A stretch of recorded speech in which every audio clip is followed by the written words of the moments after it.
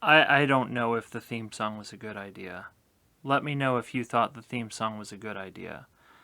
It wasn't my idea, it was the puppet's idea. Let me know if you hated it. So I feel like in all these videos, you're just looking at me, looking at my iPad, reading. This time, I got some help. We'll see if you guys like it.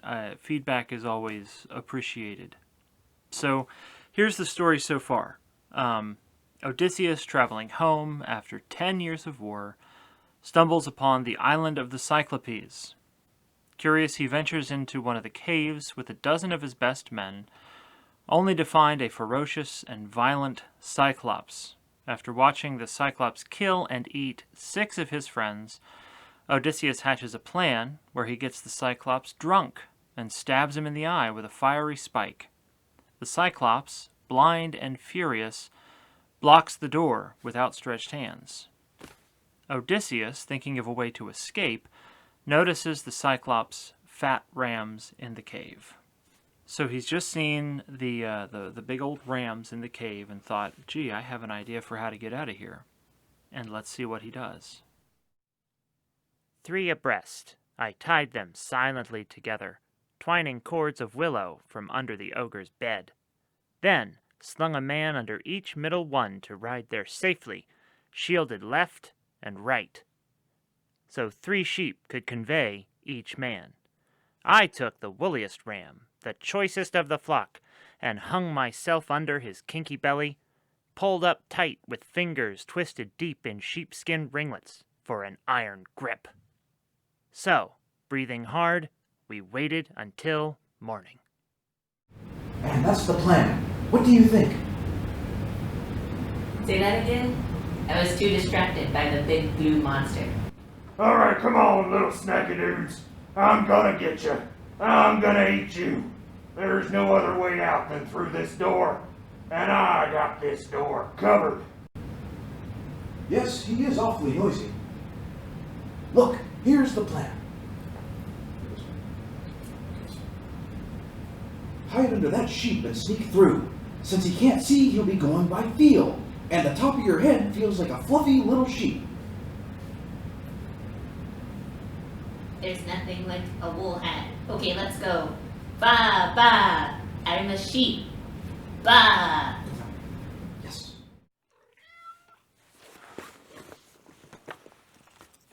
Here's my cat. She's decided that she wants to help. Are you going to be much of a help? Here's question number 1. Hush. Here's question number 1. Reread the passage. I know you can hear my cat. I'm going to put the microphone up to my cat. Number 1 is to reread the previous passage to yourself, and in your own words explain how Odysseus plans to escape from the cave. So you know that the last thing that happened was that he saw those great big fat rams and thought, well, gee, I've got an idea. What's he going to do to escape? When dawn spread out her fingertips of rose, the rams began to stir, moving for pasture, and peals of bleating echoed round the pens, where dams with udders full called for a milking. Blinded and sick with pain from his head wound, the master stroked each ram, then let it pass. But my men, riding on the pectoral fleece, the giant's blind hands blundering, never found. Oh, Ba. hey there, little sheepy. Yep, that's you. Yeah, alright, you go on out and pee-pee. Alright. Ba. Sheepy. Alright, snacky dudes, I'm here. I'm gonna get you. Last of them all my ram, the leader, came, weighted by wool and me with my meditations. The Cyclops patted him, and then he said... So here's what just happened. Kitty, here's what just happened. Odysseus has tied all of his guys to all the sheep and the rams in the cave, and the Cyclops moves the giant rock so that he can let his sheep out to go graze and do whatever they need to do.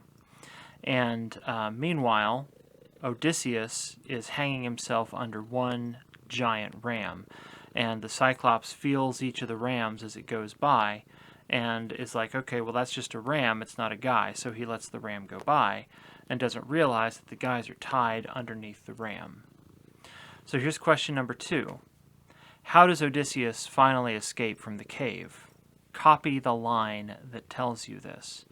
So go back and listen to that section again and write down the line, or you could even reread it from the sway and just copy and paste the line from the sway that tells you how Odysseus escapes from the cave. Sweet cousin Ram, why lag behind all the rest in the night cave? You never linger so, but graze before them all, and go afar to crop sweet grass, and take your stately way leading along the streams, until at evening you run to be the first one in the fold. Why now so far behind? Can you be grieving over your master's eye? That carrion rogue and his accursed companions burnt it out when he had conquered all my wits with wine. Nobody will not get out alive, I swear. Oh, had you brain and voice to tell where he may be now, dodging all my fury?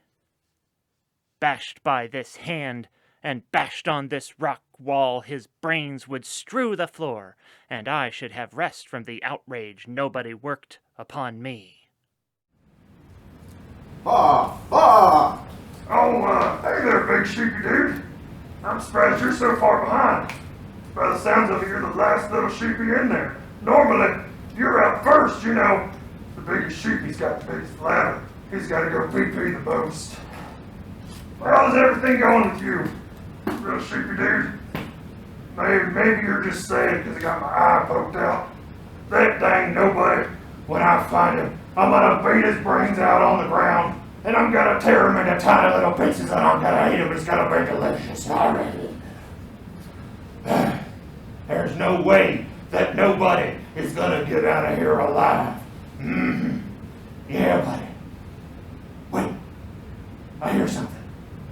You hear that? Yeah, I do. It's your little sheepy buddy's waiting for you. You get on out there. You go on, little sheepy. Ah! All right, nobody. You come on and get it.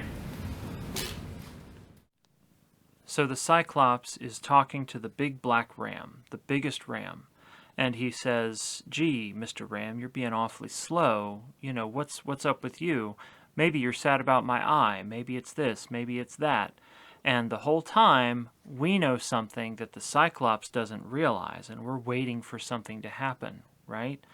And whenever there's something that a character in a story doesn't know, but we know it, that's an example of dramatic irony. Dramatic irony happens whenever there's something going on in a story that one of the characters doesn't know, but that the readers or the viewers know.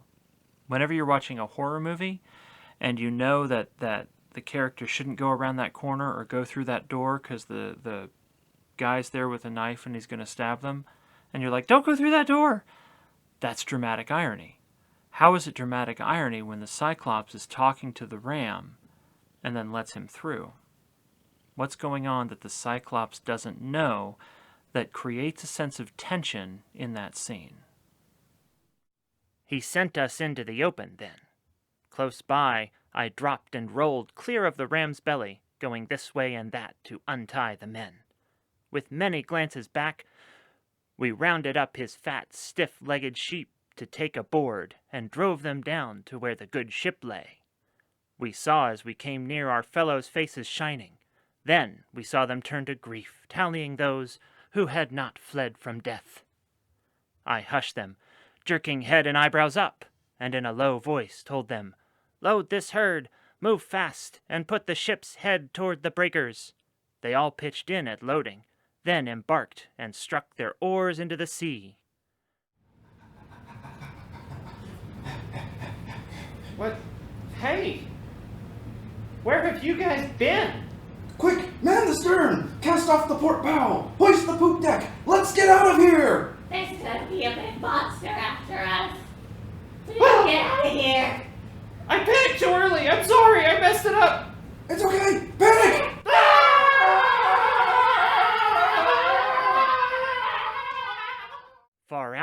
As far offshore as shouted words would carry, I sent a few back to the adversary. Okay, so here's number 4. Define adversary based on how it's used in this context. When he says he's sending words back to the adversary, Odysseus, the hero, is sending words, in other words, he's shouting back at the Cyclops, his adversary, as they're leaving. So, based on that, what do you think adversary means? O Cyclops, would you feast on my companions? Puny am I in a caveman's hands. How do you like the beating that we gave you, you damned cannibal? Eater of guests under your roof, Zeus and the gods have paid you. Hey, Cyclops, you big dummy! I'm not sure you should be making fun of him, boss. We sure got you, huh? We escaped and we stole your sheep! Bah! Bah. Hey, Cyclops! Your mama's so big that when she sat on Walmart, she lowered the prices! Please stop! Ha ha! Okay, so here's a little bit of a summary. Odysseus and his men have tied themselves underneath the rams, and the Cyclops has let them through because he didn't realize that there were guys tied underneath. So that's how they tricked the Cyclops into letting them out of the cave. Then Odysseus and his guys get the sheep and the rams on his boat, and they sail away, right? So they're good. They're gone. And meanwhile, Odysseus thinks it would be a good idea to turn around and yell at the Cyclops and say, "Hey, Cyclops, the gods sure have paid you for being such a jerk to us." What do Odysseus's words mean? This is question number 5. And what does this tell you about Greek culture? So when Odysseus is saying, "Hey, Cyclops, you sure are a jerk, and we sure took advantage of you, and the gods have paid you for your bad behavior," what do you think that means? Right? What are the gods paying the Cyclops for having done? And the second part of the question is, what does that tell you about Greek culture? What does it tell you about the Greeks that the gods have paid the Cyclops by letting Odysseus and his men get away after blinding him? What do you think Greek culture would want somebody to do if somebody shows up in your home? The blind thing in his doubled fury broke Hilltop in his hands and heaved it after us. Ahead of our black prow it struck and sank whelmed in a spuming geyser, a giant wave that washed the ship's stern foremost back to shore. I got the longest boat hook out and stood fending it off, with furious nods to all to put their backs into a racing stroke, row, row, or perish. So the long oars bent, kicking the foam sternward, making head until we drew away, and twice as far. Now, when I cupped my hands, I heard the crew in low voices, protesting. "God's sake, Captain, why bait the beast again? Leave him alone. That tidal wave he made on the first throw all but beached us.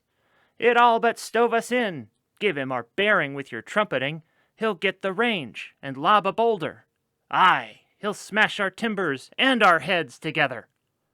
Hey, you stinking nobody. I'm so bad I could just pop. You just keep running that little mouth of yours. I'll get you.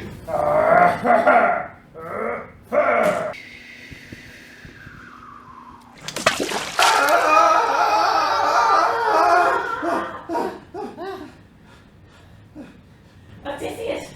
Dude! Please stop! He's gonna keep throwing rocks at us! I'm too young to die!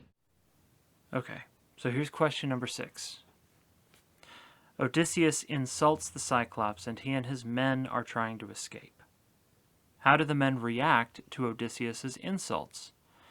So Odysseus is standing on the boat, and he's shouting things at the Cyclops as they're sailing away so that they can be free. And the men on the boat that were with Odysseus and the ones that weren't, that were just waiting for him to come back, they have reactions to this, and you can read them back at the end of that passage when they're saying, "Why bait the beast again? Let him alone. That tidal wave he made on the first throw all but beached us. It all but stove us in, yada, yada, yada." What do they think about the fact that Odysseus is taunting and teasing the Cyclops from the boat? And why do they feel that way? I would not heed them in my glorying spirit, but let my anger flare and yelled, Cyclops, if ever mortal man inquire how you were put to shame and blinded, tell him, Odysseus, raider of cities, took your eye, Laertes' son, whose home is on Ithaca.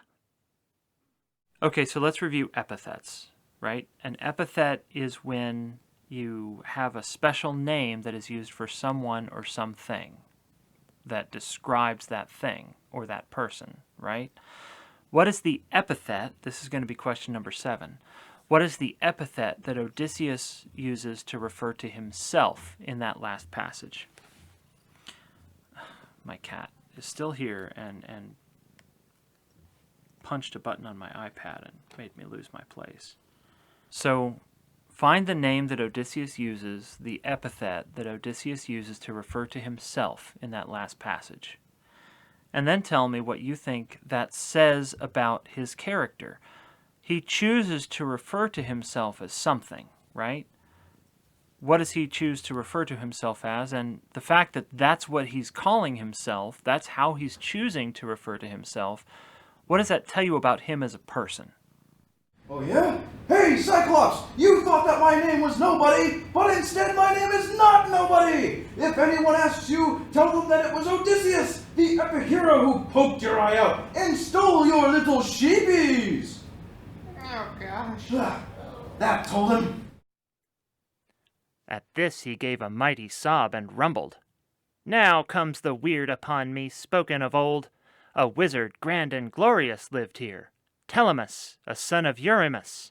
Great length of days he had in wizardry among the Cyclopes. And these things he foretold for time to come, my great eye lost, and at Odysseus's hands. Always in my mind I had some giant, armed in giant force, would come against me here. But you, small, pitiful, and twiggy, you put me down with wine, you blinded me. Come back, Odysseus, and I'll treat you well, praying the god of earthquake to befriend you. His son I am, for he by his avowal fathered me, and, if he will, he may heal me of this black wound, he and no other of all the happy gods of mortal men. Did you say Odysseus? Man, you should have said something. There used to be this wizard dude here, doing wizard stuff, and he told me a long time ago that a dude called Odysseus was going to poke my eye out. I figured he would have been a big bad dude, but instead he was just this scrawny little snacky dude. Man, why don't you come on back, Odysseus, and we'll talk this out, Maybe my daddy Poseidon can help us out and fix my eye and all that. And we'll have a good old time, You and me and my little sheepies. So here's what just happened. Polyphemus breaks off the top of a hill and he lobs it at the boat.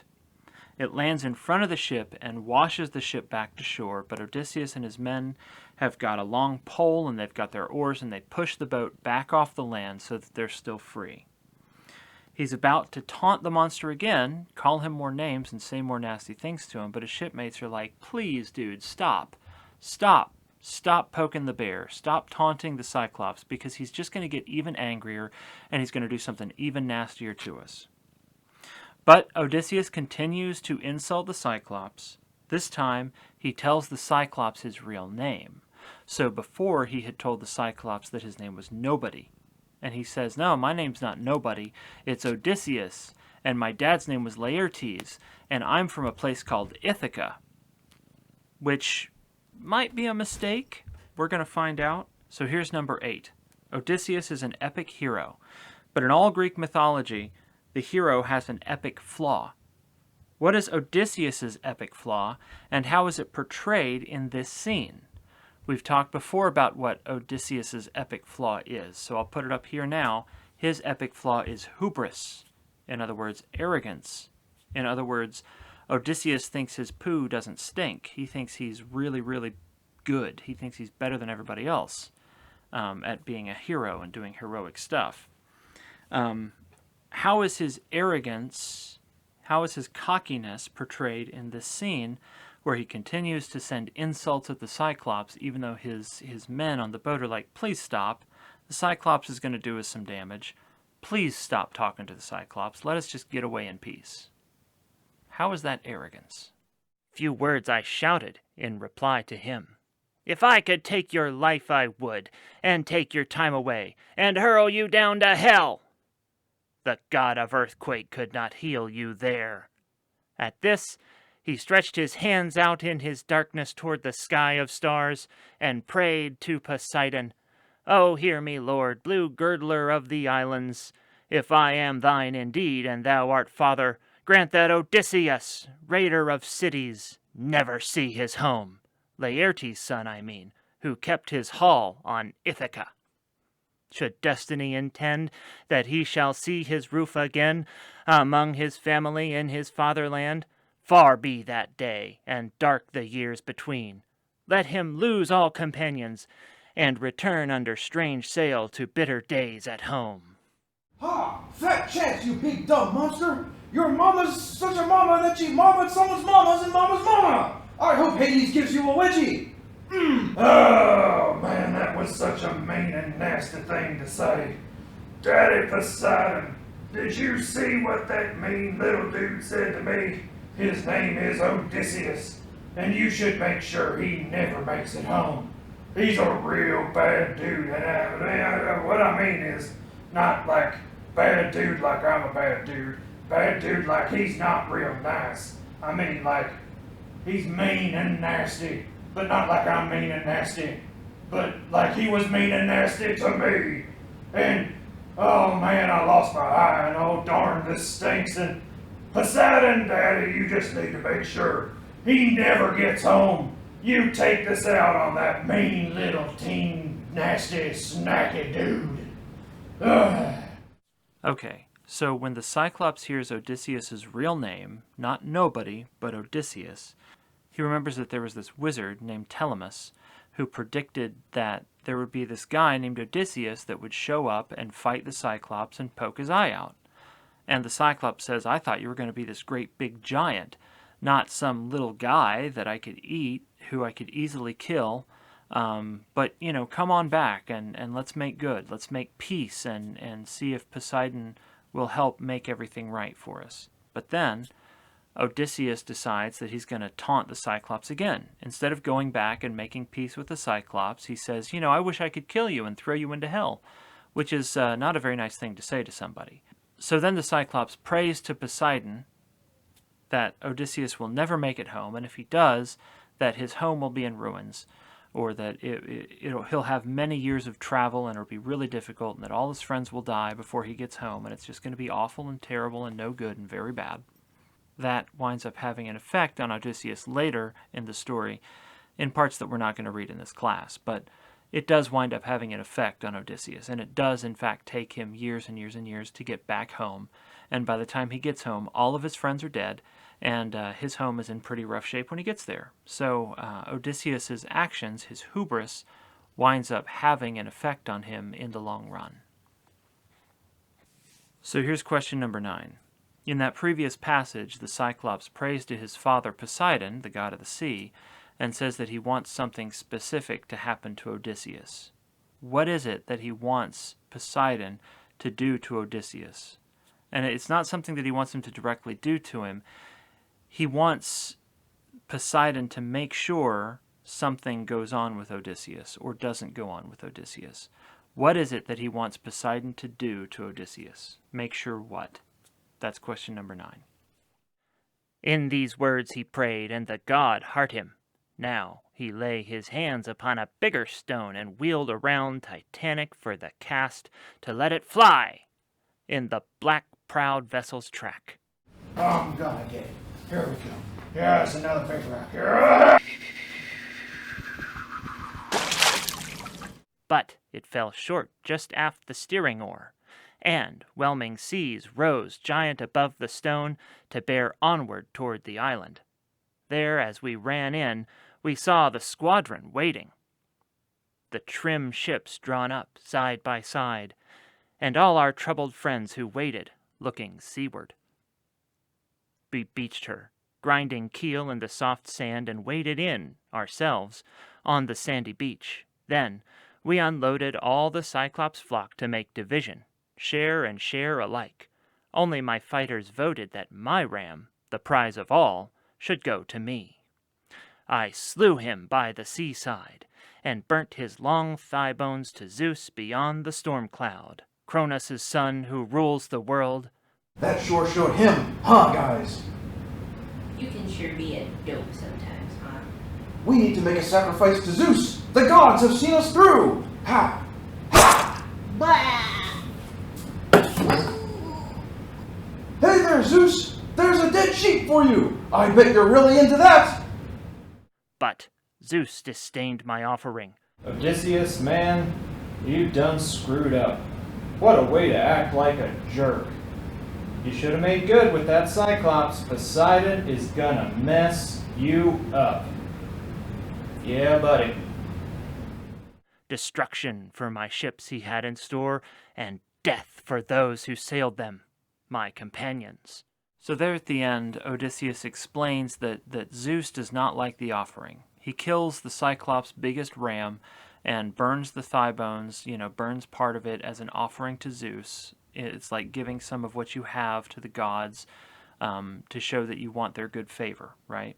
But Zeus doesn't like that, because Zeus is upset about the way Odysseus conducted himself around the Cyclops. Zeus thinks that Odysseus was being arrogant, and he probably could have handled that a little bit better if he had stopped to think a little bit and not been so full of himself, right? He says that all of his companions are going to die, and that all of his boats are going to be wrecked as a result of Zeus not approving of this offering because of the way that Odysseus conducted himself with the Cyclops. Question number 10 wants to know how that is an example of foreshadowing.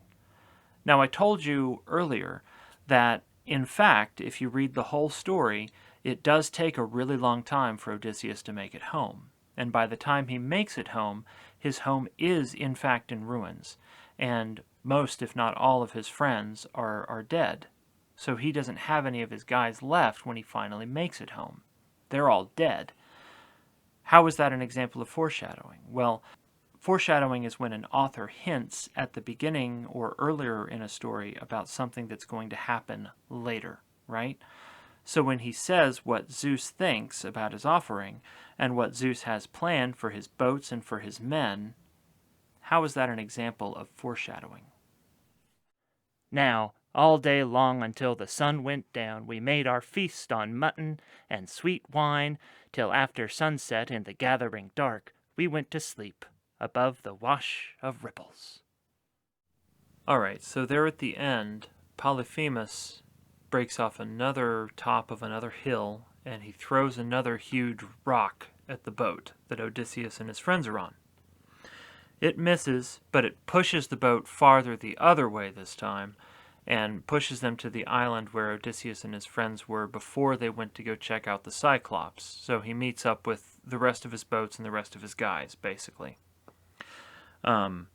Odysseus then kills the large ram, the one that he had hung underneath to get out from the Cyclops, and burns the thigh bones. And Zeus is like, no, I don't want these thigh bones. Because you done screwed up, Odysseus. You were kind of a jerk back there with the Cyclops. And Odysseus predicts that he will lose his men and his ships before the voyage is over, right? In the morning, the men leave the island. And that's kind of the end of the part of the Odyssey that we're reading. When young dawn with fingertips of rose touched the world, I roused the men, gave orders to man the ships, cast off the mooring lines, and filing to sit beside the rowlocks, oarsmen in line dipped oars into the gray sea. So we moved out, sad in the vast offing, having our precious lives, but not our friends. The end. So here's question number 11, the very last thing that we're told. Why are Odysseus and his men sad as they leave the land of the Cyclopes? Number 11. Why are they sad when they're leaving the land of the Cyclopes? They're happy because they have their lives, but they're sad because they have lost what?